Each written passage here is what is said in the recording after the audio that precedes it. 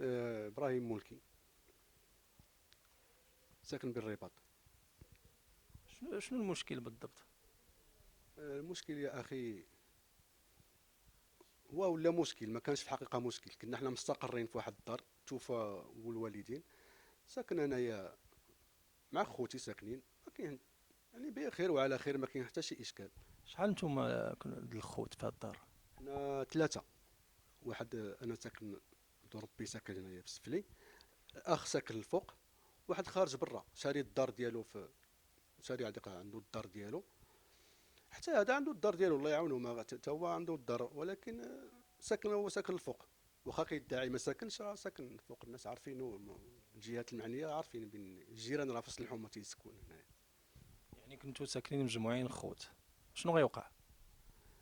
انا تنكتشف كاين الدار في السفلي مع الدار لتحت مخنوق القادوس. تنعيط الرجال دائما مشكل عندي. تنهضر مع الاخ باش نشوفوا هذا الشيء، ما تيبغيش. قال لك انت ساكن تحت، انا بعيد على هذا الشيء، ما تيبغيش. ما بعيد على هذا الشيء، كيفاش بعيد؟ راه ساكنين حنا، راه مضرورين كاملين. راه كانت شي حاجه راه كلنا غاديين حنا.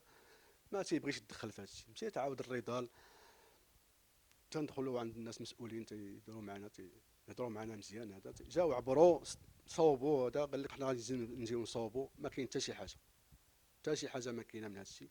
هبطت انا تنهضر مع الاخ، نقول لي شوف راه غادي نصوبوا هذا الشيء، راه غنعولوا على رضا حتى شي نهار يهزنا الماء، مع تيكون الشتاء، تيكون هذا، تيكون الفيضان. ما بغاش. انا بديت كنصلح كيتصل بواحد نسيبو في العماله.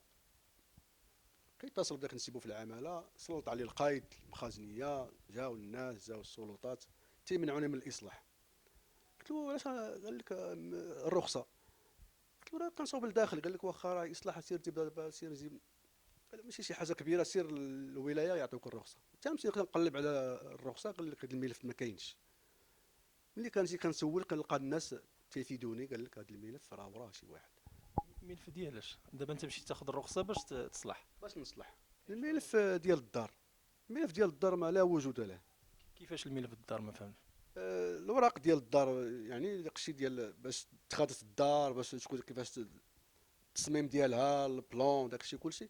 داك الملف لا وجود له. ملي تنسول اتصلت بواحد السيد صديق، هضر مع الباشا، مشيت عند الباشا. قال لي ما غاديش نحبسو، راه شافوا جا السي القايد، راه قال لي الدار راه كاين نيت تفويت، وراه كاين خطر، كاين الماء تحت الدار. غتمشي تصلح، ولكن شوف المشكل ديالك راه مع، تتعرف فلان. قلت شكون؟ قال لي راه فلان. تيقول لي هذا الاسم، السيد اللي رئيس التعمير ديال الولايه، تيقول لي الاسم ديالو. كنكتشف بانه راه اول مره كنسمعوا بانه راه نسيب. هذا راه اختو، راه خويا واخد. قال لي هذاك هو اللي واقف ضدك. قلت عاد تنفهم السيد، ما عاد تنفهم كيفاش. قال لك راه هذاك راه هو اللي غبر لك الدوسي. درت به شكايه. قالوا لي الناس درت به شكايه. السيد وزير الداخليه حلوا على، المهم تعزل. وبقى دابا من تعزل هو بقى داك الانتقام، باي طريقه غادي بغاو يعني وقعوا مشاكل من بعد هذا الشيء؟ وقعوا مشاكل. بقى تيتحلف. انا كنكتشف المحامي اللي كنت درت انايا، كانت ترفعت دعوه باش شافوني كنصلح وداك الشيء. قال ما بقيناش حنا، بغينا نبيعو، ما بقيناش حنا باغيين نسكنوا كاع. شكون هادو اللي بغاو يبيعوا؟ هادو الاخوان. هاد الاخ هذا اللي ساكن فوق من عندي، واخ اللي على برا، صافي تفاهموا ما بيناتهم مع شي ورثه، قال لك بغاو يبيعوا. قلت لهم بغيتو تبيعوا الله يعاونكم حنايا، المهم انا راه ساكن فيها، ما عندي فين نمشي. انا خسرت على الدار الفلوس، وانا صلحت، والناس عارفين الاصلاح شنو كيتطلب. والدار ملي كتكون، راه الدار هي السفلي، الساس هو الدار. راه خسرت عليها فلوس، وراه كاين كلشي، داكشي من الاداره تسلفت، راه عارفين، وعارفين لا بونك راه يتسلفت، راه كلشي كاين. وفي الاخير بغاو. درنا المحامي في الاخر، كنكتشف المحامي صديق ديال رئيس التعمير اللي تعزل. المهم وبدات مؤامره عليا. هذا هو اللي واقع. وصلتوا للقضاء، شنو وقع؟ وصلنا للقضاء. تربحت الدعوه في الاول، تيرفضوا ليهم. الثانيه كترفض، الثالثه كترفض، دائما في الاخر تهز ملف وتحط ملف، تندخل عند السيد واحد وكيل الملك تمايا، قال لك راه كان الملف هذا لصالحك، ودابا كيفاش تهز الملف وتحط الملف كان مدني ولا جنحي، ما عرفناش هادشي كيفاش. سير اخويا جري على راسك، هادشي راه غريب. صافي بقيت انا فهمت القضيه فين المحامي غيتامر مع هذا، وبقيت انا حاصل مع هاد الناس، وكنمشي للمحكمه الملف ما كيتدرس، خدموا داكشي بيناتهم. بدا سيدي في 2015. ليومنا هذا تا كنتفاجئ، مشى للمزاد مشى لهذا، تا كنجيو البارح ماشي بعيد قال لك افراغ. كيفاش هذا الافراغ؟ قال لك داير لك محتل. كيفاش انا وارث شرعي وكيدير لك محتل؟ انا محتل؟ ما يثبتوا هذا الشيء. الا كنت انا محتل يشوفوا يثبتوا يجيبوا واش ما ساكنش، يشوفوا واش انا محتل، واش انا فين كنت ساكن اصلا. يعني كاين بزاف ديال الاشياء يعني غامضه، راه تدليل القضاء، راهم ضلوا القضاء واستعملوا نفوذ واستعملوا فيها بزاف ديال، يعني داك الشيء راه باين واضح. المحامي تيهدد، ملي كنت تنتناقش معاه وهذا خدا الاتعاب ديالو، راه 20000 درهم راه شادها، وحلف عليه قال لي كسر منك راني خرجتهم ولحت لهم حوايجهم، كسر منك. تما عرفت بانه راه قضيه فيها مؤامره. ملي تعزل صديق ديالو رئيس التعمير اللي كان هو وياه في هذا، انا بقيت تنبان لي صافي خصو يلوحني في اي طريقه، خصو غادي. ما تقبلش، درت واحد هذا درت طلب استعطاف في هذه الظروف ديال هذه الجائحه وهذا، وما ما تقبلش، وراه حنا مستنفين باقي هادشي في الاستئناف. الملف راه باقي رئيس في المحكمه، ماشي زعما باقي رئيس في المحكمه. درنا ايقاف نفيذ، درنا الصعوبه، قلنا لهم التزوير الاول والتزوير الثاني ثابت، راه هو ديال الضرائب، راه هو كلشي باين. الناس في الماليه وفهذا تيثبتوا تيقول لك هادشي تزوير. مبلغ كان تتسالو حيت كان عنده محل تيبيع ويشري، كان ساكن هنايا في الدار، وكنا عاطينه واحد الحانوت تيبيع ويشري فيه، والضرائب ما كانش يخلصها، تيتهرب من الضرائب. تجمعات على تقريبا شي 10 المليون. في الاخير ديك الضرائب جمعها كلها ومسحها في الورثه، تملص منها هو. ملي كنمشي للضريبه كنتيري الاوراق تلقى داك الشيء تملص ولا في سميت الورثه. كنمشي كنقلب، مشيت عند الناس المسؤولين المدير هذا، تفاجئوا قال لك هذا الشيء فيه تزوير. بداو هما يعاود داك الشيء، يعني راه ثابت التزوير ومشى للحفظ. انا كنشد في هذا ديال التزوير ومشى للحفظ، يجبد كان في السماء ولا في الارض. هذا التزوير الاول ماشي مشكل، وهذا التزوير الثاني راه هادشي غادي توقع فيه شي مشاكل. راه عندي ولادي هنايا الله يجازيكم بخير، عاش الملك. انا ودار المخزن عشت 60 عام، ما غنعيش 60 عام اخرى.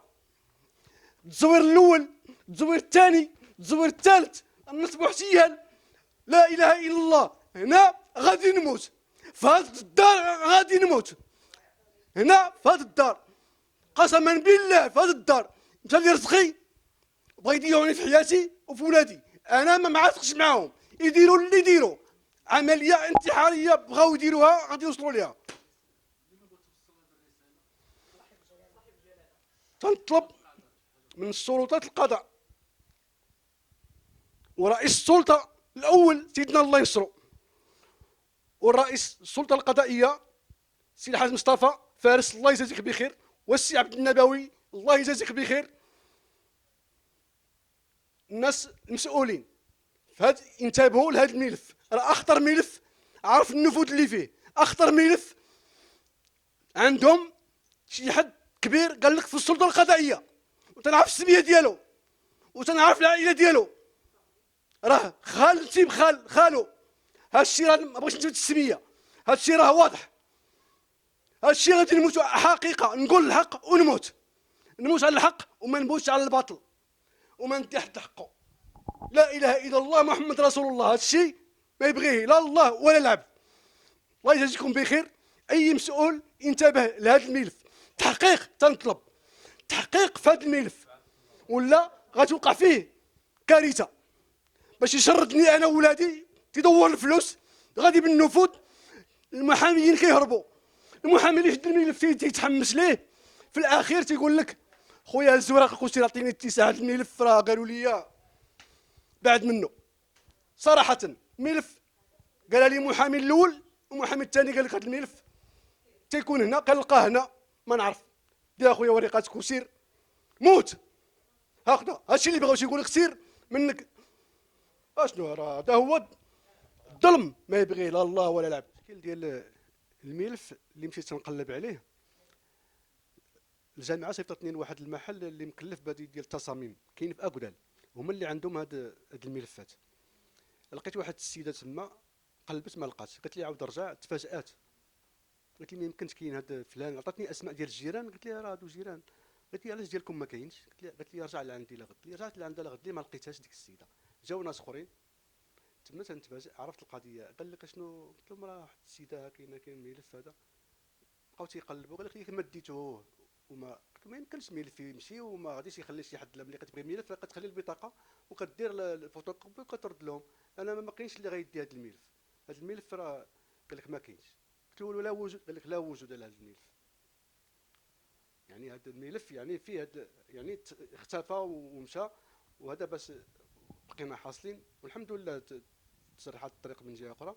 وهاد الديور ما عندهمش الملك، عندهم غير الاستفاده، ما محفظه ما متيتريه، ما عندهمش يعني شي اوراق يعني باش تدخل. الناس القانون تيقول لك هاد الديور ما يدخلوش للمزاد نهائيا، ما يدخلوش للمزاد باي صفه. غتدخل هاد الدار باقه تحت باقه ديال الدوله.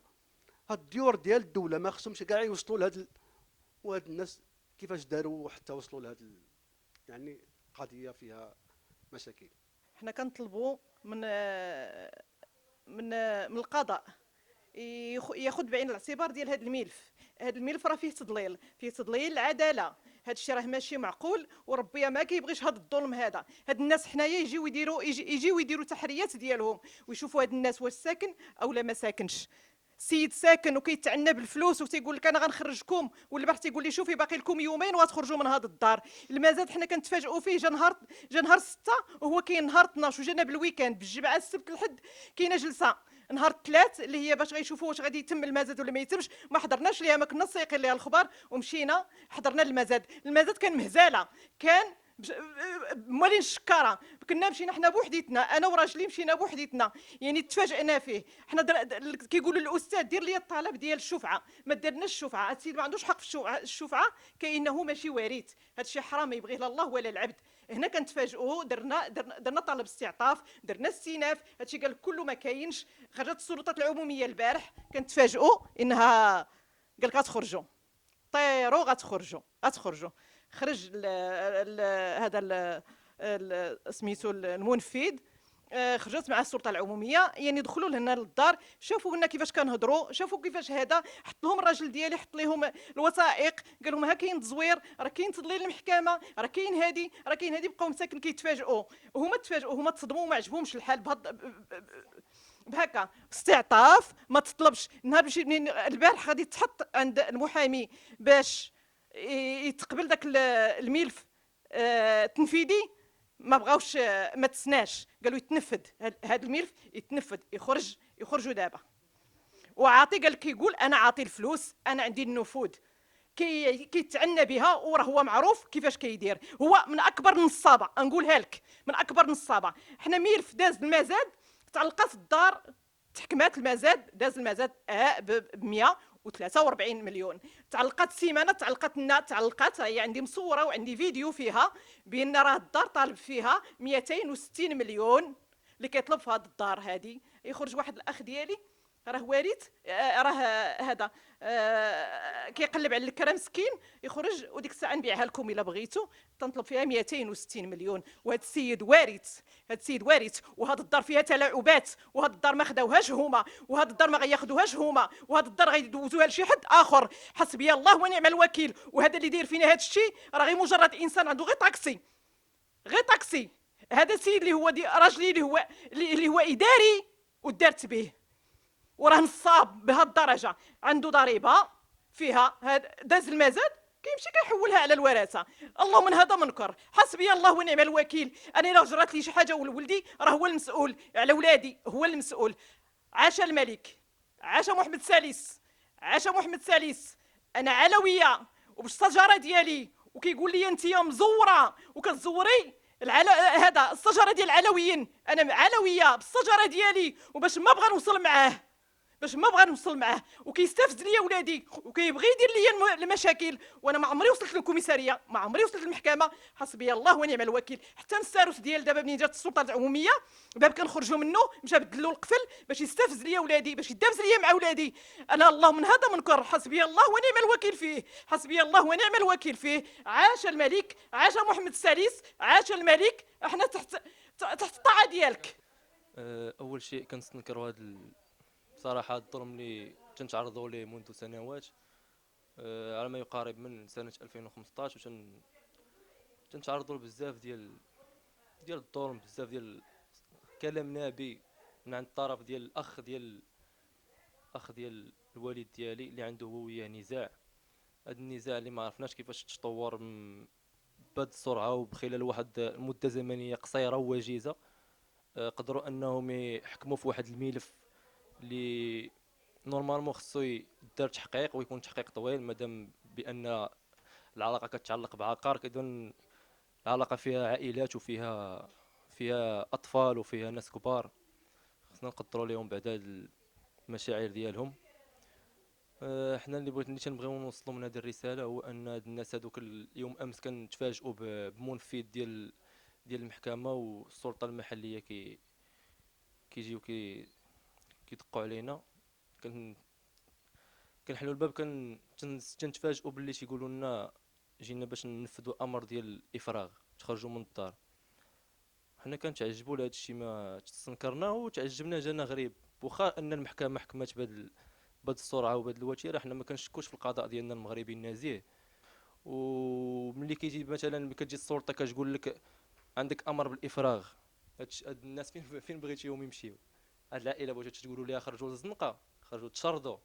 راه لا يعقل ان دار من 1970 والناس ساكنه فيها، وغتجي في هاد الظروف مع هاد الجائحه وغيخرج قرار اللي اعتباطي. انا ما كنعتبروش قرار مسؤول، كنعتبرو قرار ما عرفتش كيفاش تياخذوا بحال هاد القرارات. هاد الناس الله اللي غيجازيهم على هاد القرارات هادو اللي تيتاخذوا وتظلموا الناس.